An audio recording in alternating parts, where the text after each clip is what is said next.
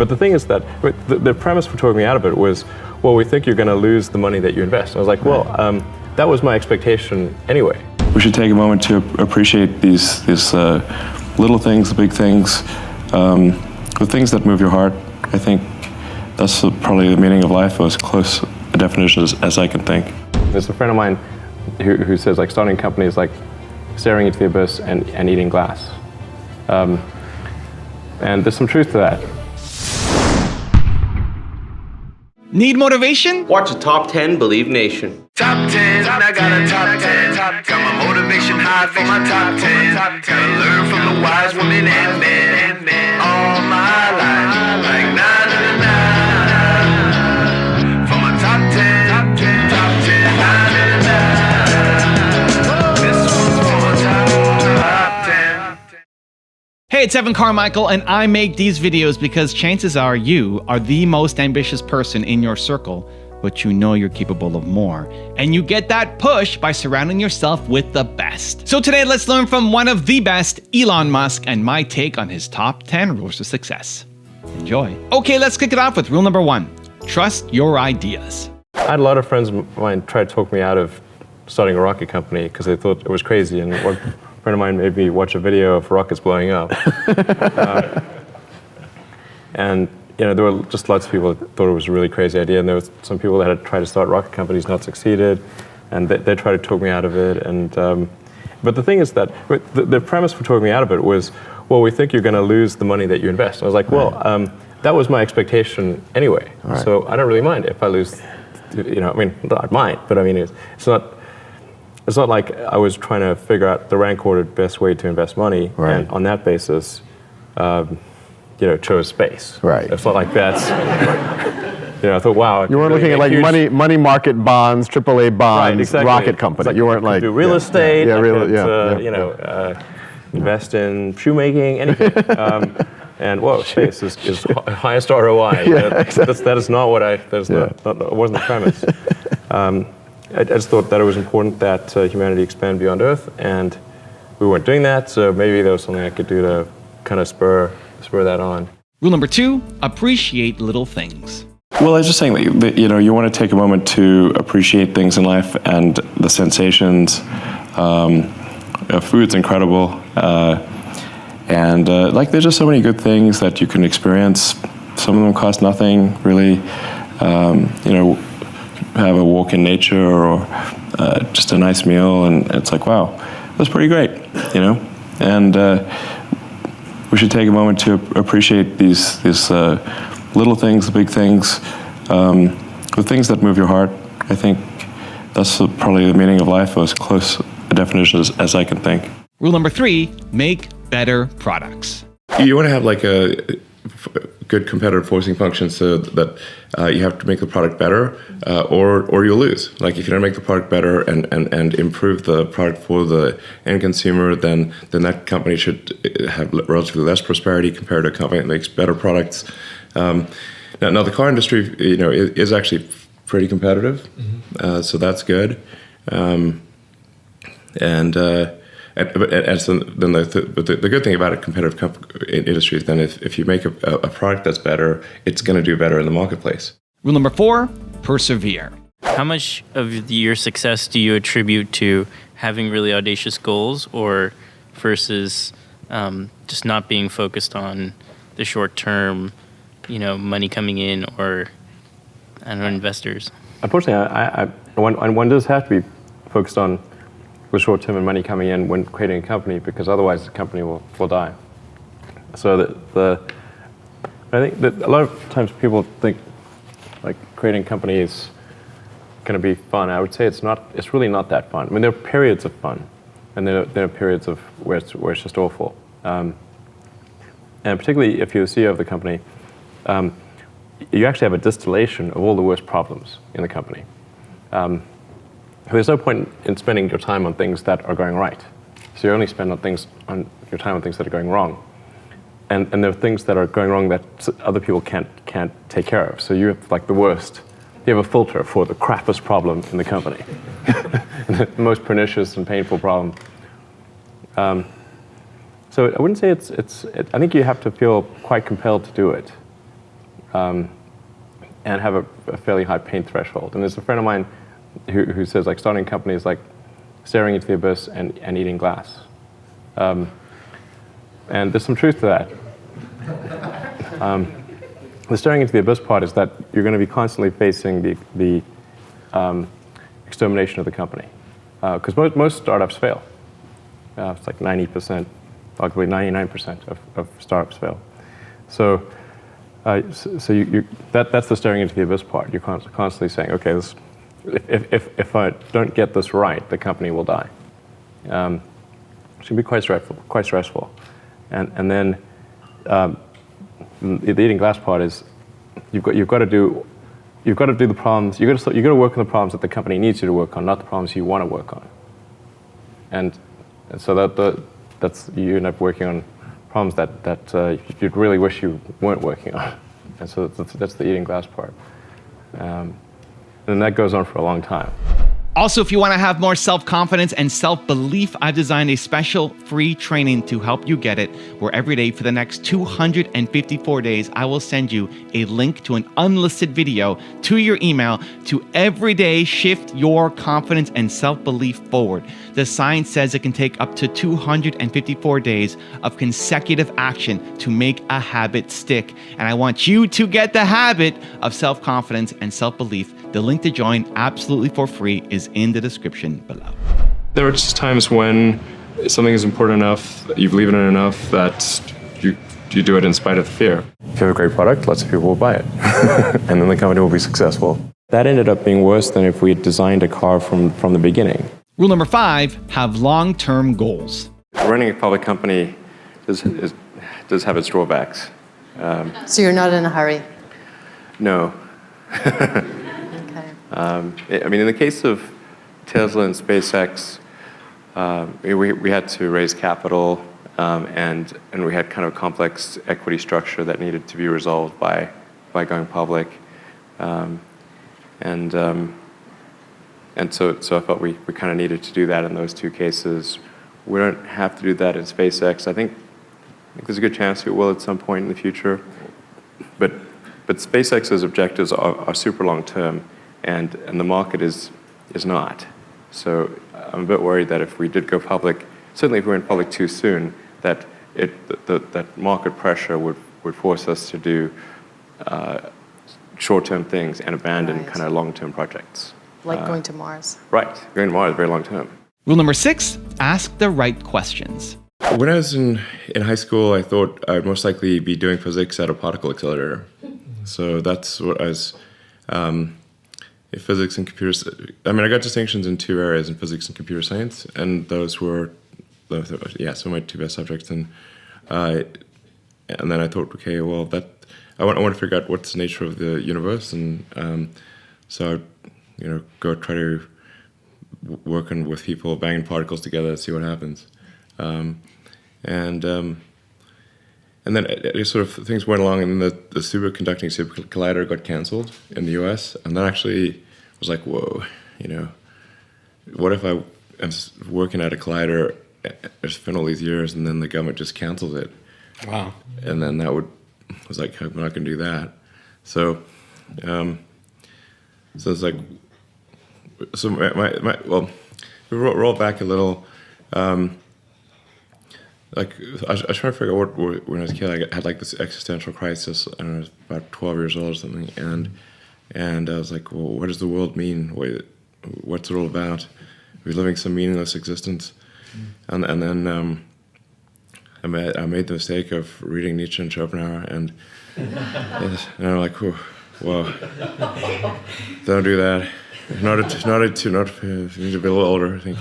No, and actually, lately, these days, I sort of reread it. So I was like, he's not that bad. He's got issues. No question about it. But it's anyway. But then I read The Hitchhiker's Guide to the Galaxy, Douglas Adams, which is like quite a good book on philosophy, I think. And I was like, okay, we don't really know what the answer is, obviously. But the universe is the answer. And really, what are the questions we should be asking to better understand the nature of the universe? And so then to the degree that we expand the scope and scale of consciousness, then we'll better be able to ask the questions and understand why we're here or what it's all about. And so we should sort of take the set of actions that are most likely to result in us understanding what questions to ask about the nature of the universe. Rule number 7, get comfortable with failures. I always thought we would fail, so this is it's all upside. You know, I thought maybe we had a 10% chance of reaching orbit starting out. So then people thought when we started SpaceX, they said, "Oh, you're going to fail." So I agree. I think we probably will fail. Yeah, but it's worth trying anyway. Yeah. Yeah. How's that for honesty, huh? Yeah. They said I'd lose all the money from PayPal. I was like, well, you're probably right. You know, and we almost did. We had first 3 launches of Falcon 1 didn't work. Then the 4th one, we scraped together some parts, and that one worked. And if that one hadn't worked, that would have been it for us. So, I don't know, I really believe in the future of space, and I think it's important that we become a spacefaring civilization and be out there among the stars. And I think that's one of the things that, you know, makes people excited about the future. And we want the things that are in science fiction novels and movies not to be science fiction forever. We want them to be real one day. Rule number 8, understand the why. If you think like, what is education? Like, you're basically downloading data and algorithms into your brain. And it's actually amazingly bad in conventional education, because like it shouldn't be like this huge chore. So you're making it way better. But I mean, I think a lot of the things that I would say you've probably heard 100 times, and in fact are if not doing. Like, the more you can gamify the process of learning, the better. Like, for my kids, I do not have to encourage them to play video games. Yeah. Okay, Yeah. I have to like pry them from their hands, like crack. Yes, Yeah. yes. It's like, drop that crack needle. Yeah, yeah. You have that problem at your house too. Yeah, Yes, exactly. The crack is addictive. Yeah. So it's, you know, it's to the degree that you can make somehow learning like a game, then it's better. And I think, unfortunately, like a lot of education is very vaudevillian. You've got someone standing up there kind of lecturing at people, and they've done the same lecture 20 years in a row, and they're not very excited about it. And that lack of enthusiasm, you know, is conveyed to the students. They're not very excited about it. They don't know why they're there. Like, why are we learning this stuff? We don't even know why. In fact, I think a lot of things people learn, probably there's no point in learning them, because they never use them in the future. Because who's going to launch a rocket into space? I mean, that's just like, yeah, exactly. That never happens. Well, you have to say, like, people, I think, don't stand back and say, well, why are we teaching people these things? And we should tell them probably why we're teaching these things. Because a lot of kids are just in school kind of puzzled as to why they're there. And I think if you can explain the why of things, then that makes a huge difference to people's motivation. Yeah. Then they understand purpose. Yeah. So I think that's pretty important. Rule number 9, take advantage of the internet. And thinking about the various problems that we're facing, or what would most likely change the future, when they were in college, there were sort of 5 things that I thought would be. I thought these were actually these. I would not regard this as a profound insight, but rather an obvious one. The internet would fundamentally change humanity, because it's like humanity would become more of a superorganism, because the internet is like a nervous system. Now suddenly, any part of the human organisms anywhere would have access to all the information. Amazing. Instantly. Neuralink. Hey, well, I can imagine if you didn't have a nervous system, you wouldn't know what's going on. Your fingers wouldn't know what's going on. Or your toes wouldn't know what's going on. You'd have to do it by diffusion. And the way information used to work was really by diffusion. One human would have to call another human. Or write them. Yes, like if it was a letter, you'd have to write a letter. You'd have to hand that letter to another human. That would be carried through a bunch of things. Find another person would give it to you. Extremely slow diffusion. And if you wanted access to books, if you did not have a library, you don't have it. That's it. Right. So now you have access to all the books instantly. and if you can be in a remote, like, mountaintop jungle location or something and have access to all of humanity's information if you've got a link to the internet. This was a fundamental, profound change. And rule number 10, the last one before a very special bonus clip, is tell great stories. Let me just tell the story, then you can correct it. Because the story's great, and I hope it's true. Let's see if the story that you tell is actually, how that compares to the reality, because the reality is pretty messed up. So, hopefully the reality's better. So you wreck the car, you get out of the car, you're doubling over with laughter, and the person with you said, "Why are you laughing that you just wrecked this car?" And you said, "No, you don't know the funny part. It wasn't insured." Well, the punchline's correct.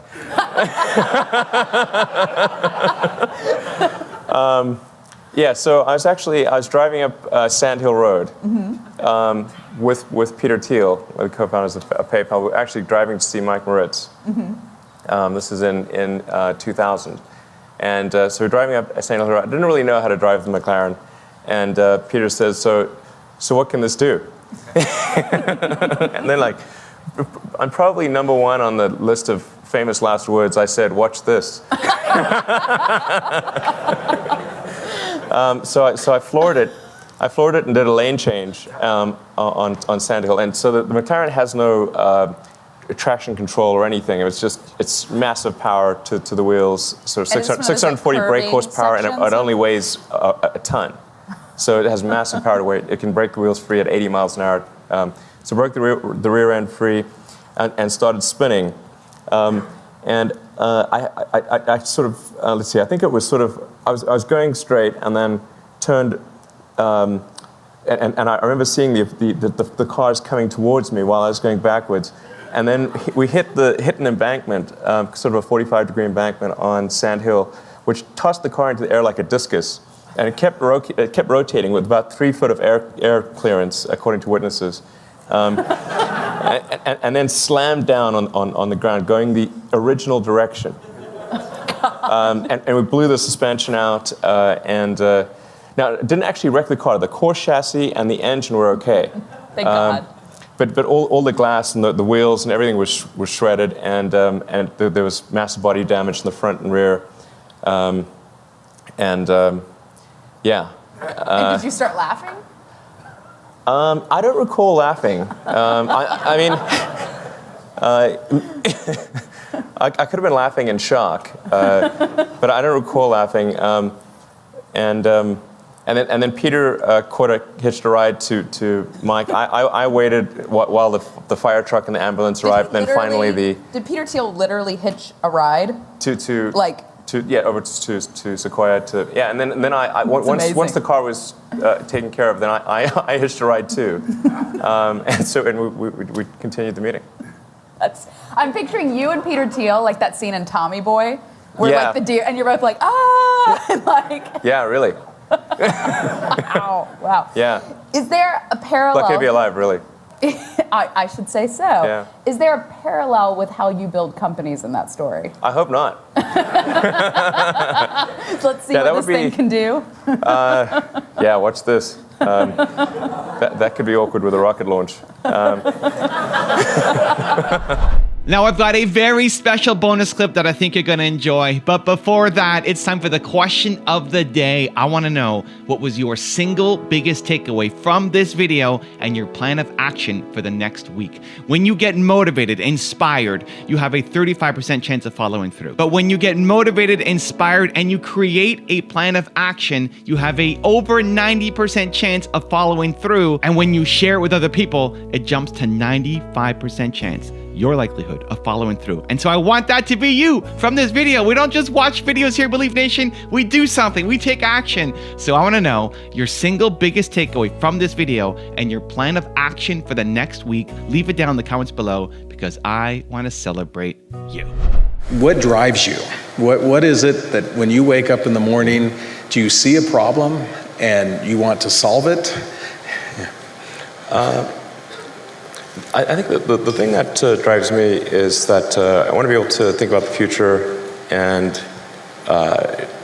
feel good about that.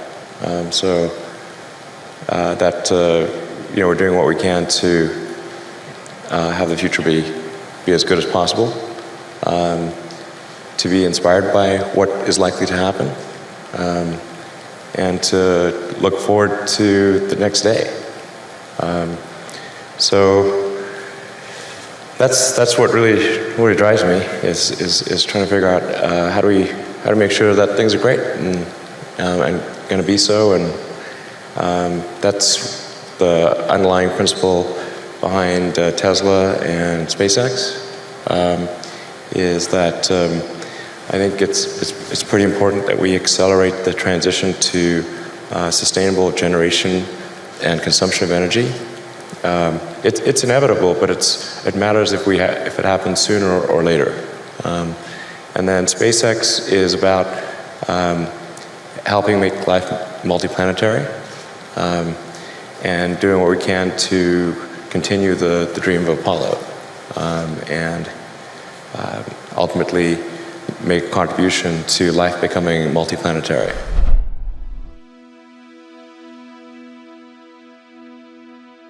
If you want 10 more amazing rules from Elon Musk, check out the video right there next to me. I think you'll enjoy it. Continue to believe, and I'll see you there. Where it's like, we're trying to think, okay, it's at times like, we don't love this product, but we think others will love it. That's not really how it works. If you don't love it, don't expect others will either.